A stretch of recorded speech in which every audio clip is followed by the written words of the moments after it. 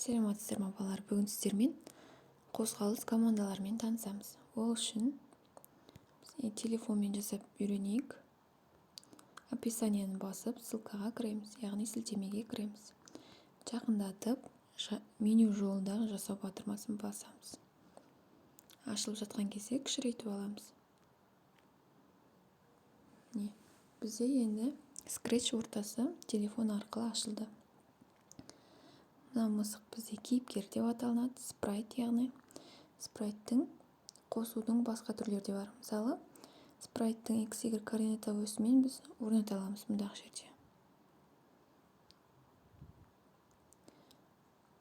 Қойсам, кішкене жылжыды көрдіңіздер ме? Енді өлшемін бере аламыз.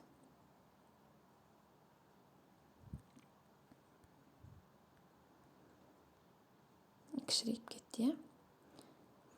Енді өшіре алады екенбіз. Мына көк батырмасы өшіп кетеді. Мына бағыты. Одан кейін біз басқа спрайт қосуымыз үшін дағы жерге барамыз.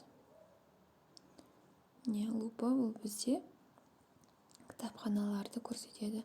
Кітапханалардың бөлігінде жануарлар, адамдар, би барлығы тұрады. Мысалы, мен таңдайын адамдардың ішінен бір кейіпкер таңдайын. Оның да өлшемін кішірейтіп аламын.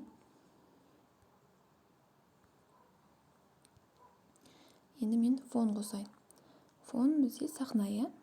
Сахнаны қосуымыз үшін көкті басамыз да, галереядан өзіміз қалқаламен салсақ болады, және кітапханадан алсақ болады. Бірінші тұрған бізде лупа, бізде кітапхана. Екінші тұрған қалқалам, оның суретін салу. Үшінші тұрған бізде сахнаның өзі. Әдемі дейтін сахналарды қойып бере алады. Ал төртіншісінде галереяға кіре аламыз. Мысалы, папкадан ашу төртіншісі.